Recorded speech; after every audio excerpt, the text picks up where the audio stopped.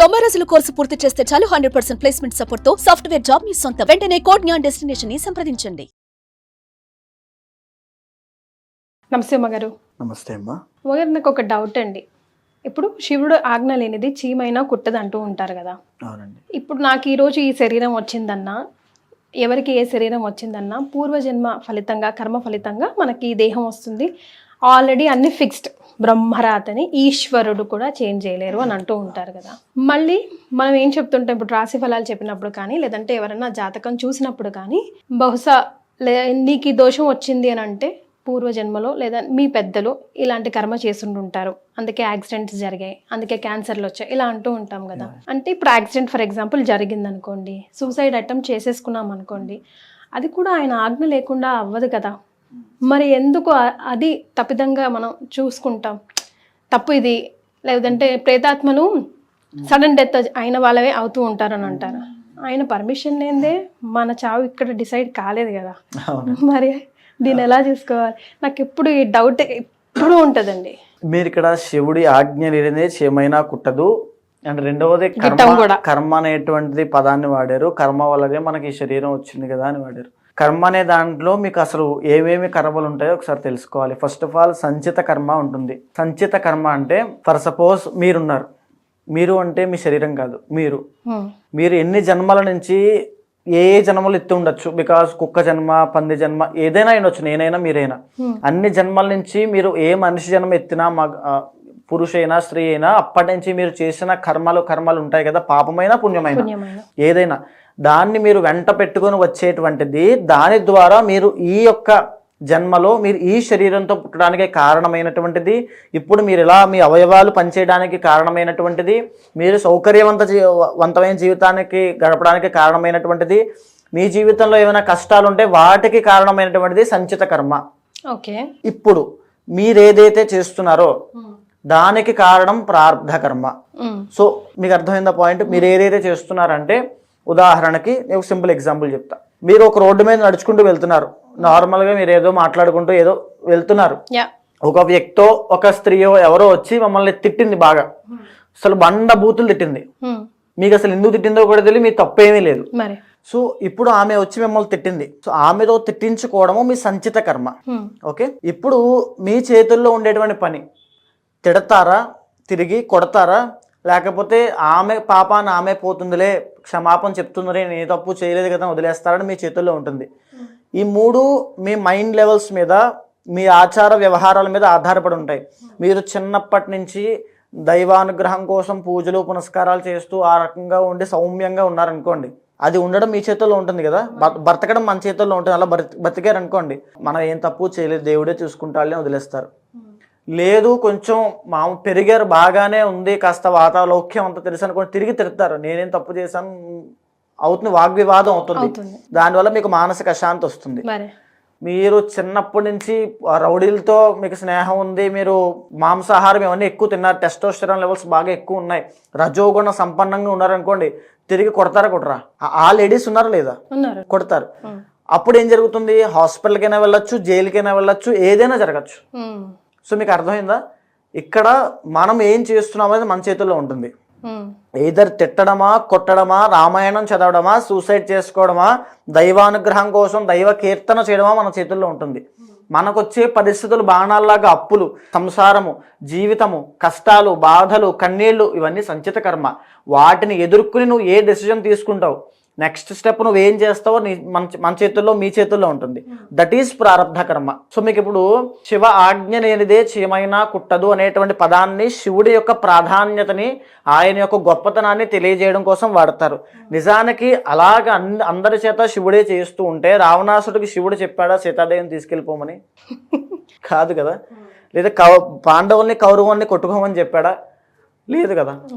So అది పదాన్ని శివుడి యొక్క గొప్పతనాన్ని, ఆయన యొక్క శక్తిని, సామర్థ్యాన్ని తెలియజేయడం కోసం మాత్రమే వాడతారు. శివుడు కూడా కర్మని అనుభవించాడు కదా. బికాస్ భస్మాసురుడికి ఇచ్చినంత మాత్రం చేత ఆయన వచ్చి మళ్ళా చేయడం, ఆయనకి ఈ రోజు మనం ఆ కథ చెప్పుకుంటున్నాం అంటే అక్కడ ఏదో జరిగిందే కదా. సో ఆయన జీవితంలో ఒకటి జరిగింది, సో దానివల్ల మనం చెప్పుకుంటున్నాం. ఆయన హాలాహలాన్ని మింగిన తర్వాత ఆయన గొప్పతనాన్ని మనం చెప్పుకుంటున్నాం కదా.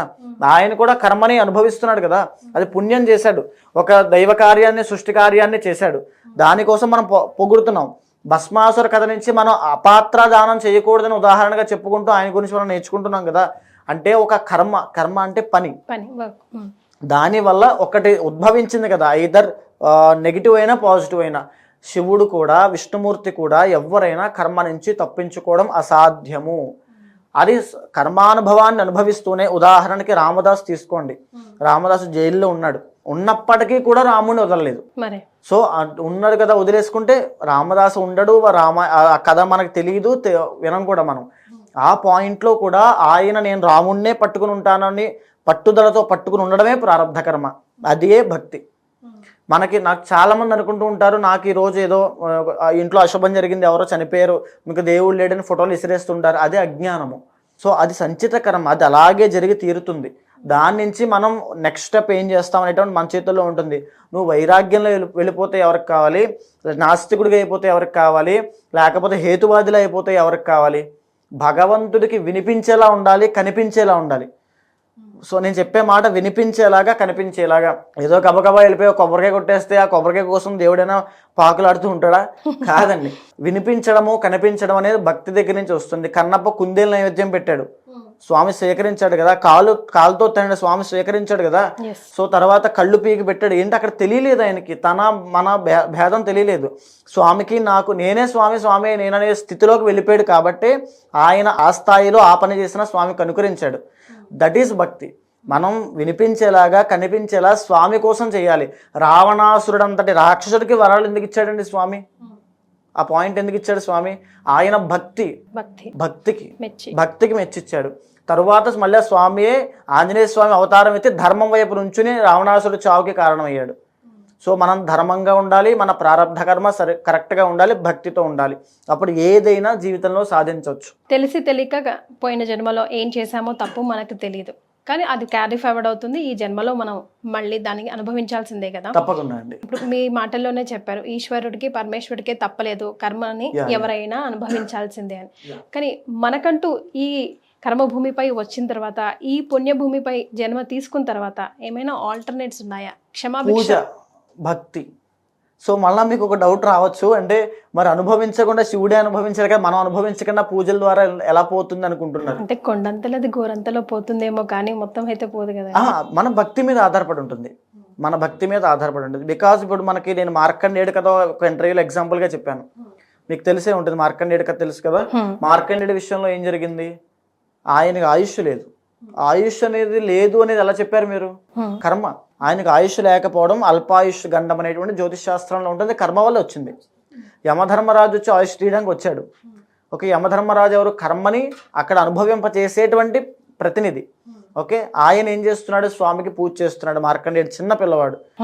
అంతటి ఆయన వచ్చినప్పటికీ కూడా ఆయన లొంగకుండా ఏం చేశాడు? బయటికి యమధర్మరాజు వచ్చి మీ ముందు నుంచుంటే మీరు చెయ్యను కాదు అనే పదం మీ నోట్లోంచి వస్తుందా? అసలు మాట నోట్లోంచి పలుకుతుందా? అయినా అంత కాన్ఫిడెంట్ గా చెప్పాడంటే లోపల ఎంత భక్తి ఉన్నట్టు. సో ఒక్కసారి ఆలోచించండి, మార్కండేయుడి పాయింట్ ఆఫ్ వ్యూలో ఆలోచించండి. ఎదురుగా శివుడు, మనం శివుడి గుళ్ళో ఉన్నప్పుడు ఫోన్ వస్తేనే ఫోన్ పక్కన పెట్టి వచ్చేస్తాం, గుళ్ళోంచి పక్కకి వచ్చేస్తాం. కానీ ఎదురుకుండా ఉన్నది సాక్షాత్తు శివుడే అని నమ్మాడు కాబట్టి వచ్చింది. యమధర్మరాజు అయినా పక్కకి పెట్టుకుని ఆయన పూజ చేసుకున్నాడు. అది భక్తి అంటే.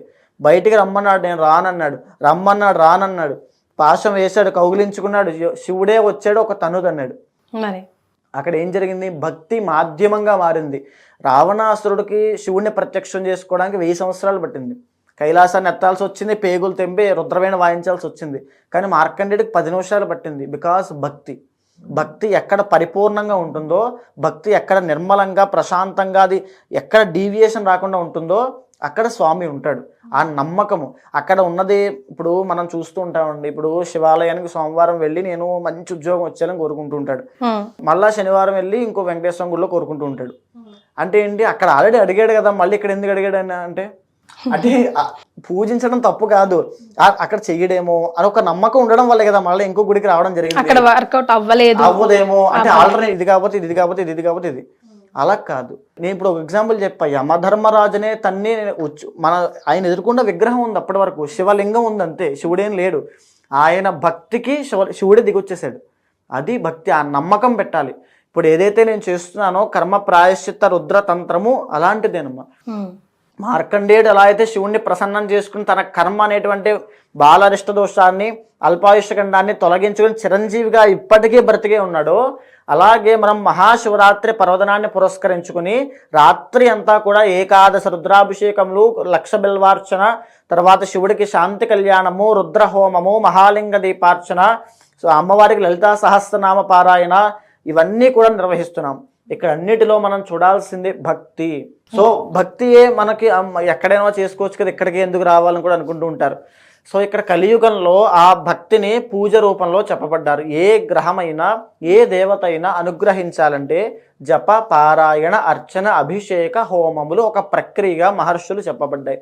ఎందుకంటే మనిషికి ఈ కలియుగంలో కొన్ని ప్రమాణాల ఆధారంగా మనిషి ఆ స్థాయిలో 1000 సంవత్సరాలు మనకు ఆయుష్ లేదు, 1000 సంవత్సరాలు తపస్సు చేయడానికి, ఆ శ్రీఘ్ర సిద్ధిని పొందడానికి ఈ మంత్రం ద్వారా జప, పారాయణ, అర్చన, అభిషేక, హోమాలు చెప్పబడ్డాయి. ఆ రకంగా ఎవరైతే సంకల్పంలో కర్మ ప్రాయశ్చిత్తం అవ్వాలి అని చెప్పి సంకల్పం చెప్పి మనం చేస్తామో శీఘ్రంగా తక్షణమే ఎవరికి ఏ దోషాలున్నా ఏ సమస్యలున్నా ఒక నెత్తి మీద బండరాయి పెట్టుకుంటే ఎంత బరువుగా ఆ భారం ఎప్పటి నుంచో భరిస్తున్న కష్టాలు తీసేస్తే ఎంత తేలిగ్గా ఉంటుందో అంత తేలిగ్గా వాళ్ళ జీవితం మారుతుంది. ఆ సమస్య నుంచి అంత తేలిగ్గా బయటపడతారు. సో లోకాన్ని ఉద్ధరించడానికి మీరు ఈ కార్యక్రమం పూనుకున్నారు. సో ఎక్కడ చేస్తున్నారండి ఈ కార్యక్రమం? ఇది మన శ్రీనగర్ కాలనీ సత్యసాయి నిగమాగమము అనేటువంటి కళ్యాణ మండపంలో స్వామి ఆ యొక్క శివ సన్నిధిలోనే కార్యక్రమం జరుగుతోంది. మహాశివరాత్రి సాయంత్రం అంటే ఇంచుమించుగా రాత్రి 8 గంటలకి ప్రారంభమయ్యి సూర్యోదయం వేళ వరకు జరుగుతూనే ఉంటాయి. ప్రతి ఒక్కరూ రండి, ప్రతి ఒక్క సమస్యకి పరిష్కారం కనబడుతుంది. అందరూ ఆహ్వానితులేనండి? ఆహ్వానితులే. మీరు కింద కనిపించేటువంటి నంబర్కి కాల్ చేస్తే మా వాళ్ళ డీటెయిల్స్ అన్ని చెప్తారు, ఆ వివరాలని కూడా తెలుసుకోవచ్చు. ఎస్, ఈ కార్యక్రమంలో మీరు ప్రత్యక్షంగా అయినా పరోక్షంగా అయినా పాల్గొనాలంటే కింద స్క్రోల్ అవుతున్న నంబర్కి కాల్ చేస్తే మిగతా వివరాలు అందిస్తారు. ధన్యవాదాలండి. నమస్తే. సుమన్ టీవీలో మీ పర్సనల్ అండ్ బిజినెస్ ప్రమోషన్స్ కోసం కింది నెంబర్కి కాంటాక్ట్ చేయండి.